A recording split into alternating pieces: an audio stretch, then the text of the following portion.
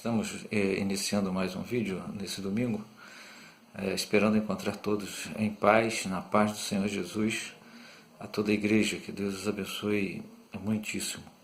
Quero fazer a leitura rápida do texto, que se encontra em Eclesiastes, capítulo 3, do verso, somente um verso, o verso 1. Diz assim: tudo tem o seu tempo determinado e há tempo para todo o propósito debaixo do céu. Bem,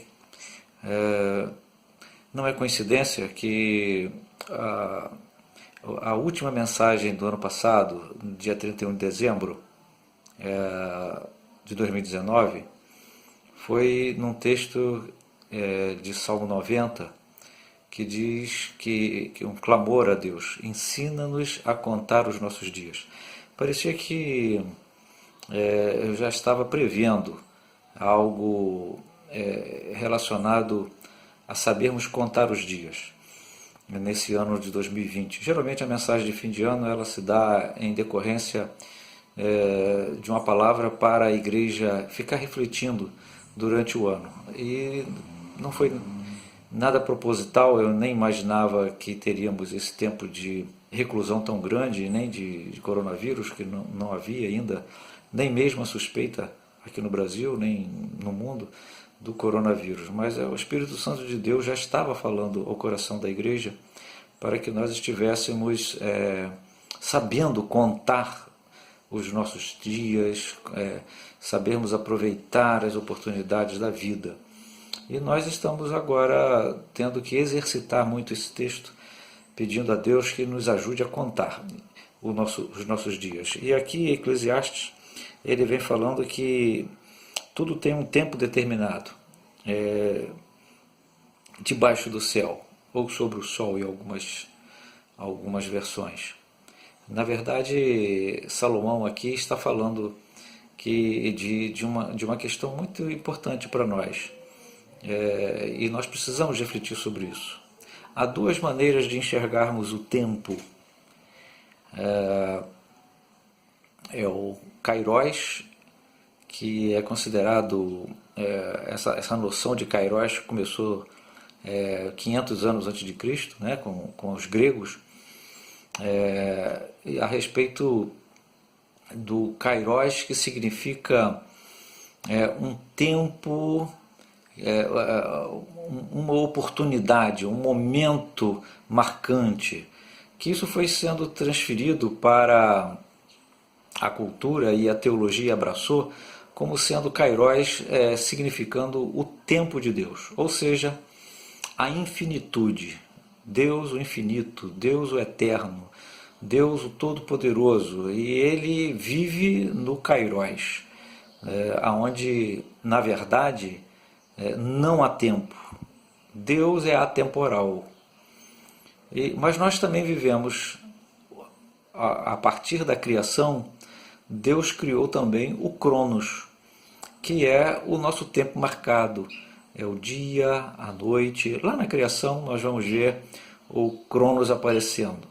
Haja dia, haja divisão entre dia e noite, os lumiares. Tudo isso foi criação de Deus. Ou seja, o tempo humano, o tempo corrido, o tempo contado, o tempo passado, o tempo presente e o tempo futuro é criação de Deus. Deus, na verdade, não vive nessa esfera de contar tempo, nem de marcar tempo. Mas nós vivemos nessa era temporal, na vida temporal.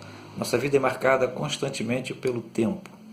E aqui o Eclesiastes, na verdade, ele está falando, e se nós lermos todo Eclesiastes, vai falar exatamente a respeito da vida do homem, de vivermos cada momento, vivermos o tempo presente, vivermos a vida e sabermos extrair da vida aquilo que ela tem de melhor. Mas o nosso tempo também, o Cronos, é algo em alguns momentos muito cruel, porque o Cronos ele também finda a existência, a nossa existência.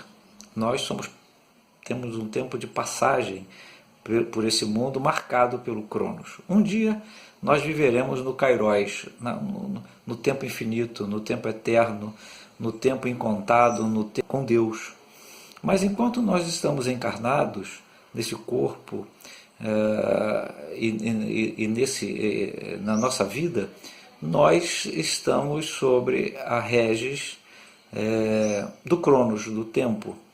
E quando eu digo que ele é cruel, porque em alguns momentos finda-se a algumas pessoas muito próximas de nós, como recentemente a Eliane, né, que partiu, e tantos outros têm partido,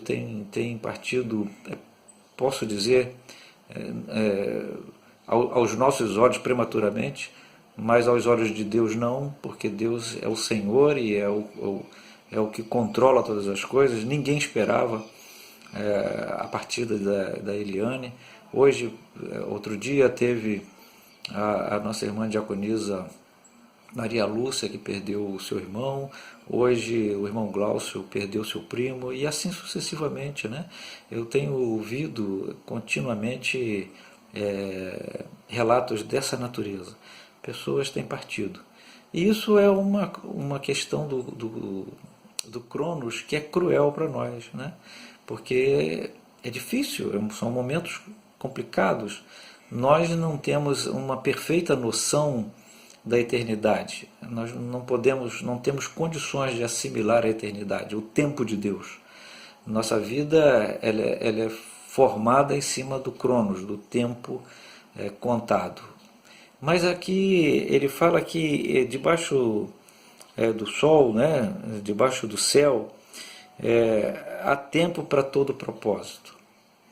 E é isso que eu quero deixar com a igreja, né, com vocês hoje, nesse dia, que nós saibamos aproveitar o tempo que nós temos, as oportunidades que estão postas sobre nós, sobre as nossas vidas, oportunidades de mudança, oportunidades de estudo, oportunidades de aprendizado, oportunidades de evangelização, oportunidades de louvor a Deus, oportunidades de oração, oportunidades que estão postas sobre nós. E realmente nós temos tempo para praticarmos todas as coisas. Muitas vezes o que falta em nós é uma certa disciplina, né? Uma certa organização na vida para fazermos com que o tempo venha a ser favorável a nós. E às vezes a gente abraça tantas coisas que às vezes a gente não tem condições de resolver todas. E quem abraça o mundo, ele perde uma grande oportunidade de viver. E portanto nós estamos querendo deixar uma mensagem para a igreja, como aqui Salomão deixou em Eclesiastes para a nação de Israel e para nós também, para que nós venhamos a saber aproveitar e viver o tempo. E ele diz no final, ele diz assim: pelo que vi, não haver coisa melhor do que alegrar-se o homem nas suas obras, porque essa é a sua recompensa. Quem o fará voltar para ver o que será depois dele? Alegre-se com o que você tem. Saiba aproveitar aquilo que você é. Não deixe para viver um tempo futuro. Eu já falei isso outras vezes, até em vídeos também estão gravados. Mas isso é algo de fundamental importância para nós cristãos, para nós seres humanos. Sabermos aproveitar a vida, sabermos aproveitar o tempo, porque o momento da nossa partida nós não sabemos. E, portanto, nós temos que estar sempre prontos e preparados. A primeira coisa que nós precisamos ter em nossa vida é uma constante vida de adoração, de louvor ao nosso Deus. Ter Jesus no coração. Isso faz toda a diferença na vida do homem e na vida do cristão de forma extraordinária. E falando em oportunidade de estarmos vivenciando o melhor de Deus, eu quero também aproveitar esse vídeo para passar para a igreja algumas ações que os irmãos oficiais e eu, em reunião via WhatsApp, nós tomamos no dia de sábado, que a igreja ela vai reabrir as suas atividades na primeira semana de agosto. Na verdade, nós vamos estar abrindo o primeiro culto da igreja, será no dia do aniversário da igreja. Então vai ser um dia marcante para nós, porque nós vamos estar, além de voltando às atividades, celebrando o aniversário da igreja. Então nós vamos estar voltando na primeira semana de agosto. E os irmãos oficiais também, junto comigo, em reunião, nós decidimos voltar à igreja experimentalmente no mês de agosto, às 5 horas da tarde, às 17 horas. Então nós vamos voltar no dia 2 de agosto, do domingo, não vamos ter escola dominical, nós vamos estar voltando com um culto só, às 5 horas da tarde. Essas são algumas decisões que nós temos que tomar. E aí fica o retorno ao texto, né? Tudo tem seu propósito debaixo do céu. Nós entendemos que o propósito de hoje é salvar vidas, é preservar a igreja, é abençoar os irmãos, em proteger os irmãos dessa enfermidade que tem aí acometido tanta gente e tem perturbado a nossa nação e tem perturbado, na verdade, o mundo em que vivemos. Portanto, nós vamos estar voltando às nossas atividades em agosto, no dia 2 de agosto, no dia do aniversário da igreja. De certa forma, nós não reabriremos esse mês de junho, não estaremos retornando em julho e vamos retornar em agosto. São essas as ações que a igreja tem tomado, a igreja tem feito algumas obras, tem trabalhado na igreja para quando a gente voltar, a igreja estará arrumadinha, bonitinha, esperando os irmãos. Eu louvo a Deus a vida do presbítero Moacir, do Severino, do Ronaldo, principalmente estes, porque estão mais lá presentes, efetivamente fazendo as obras para o nosso retorno.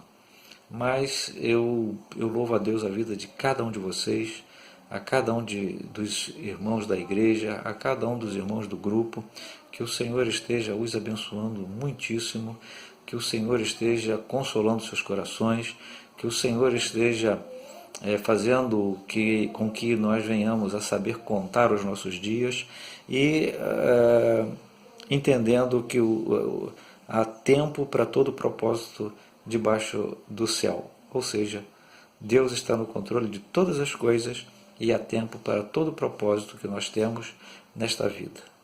Que Deus os abençoe rica e abundantemente.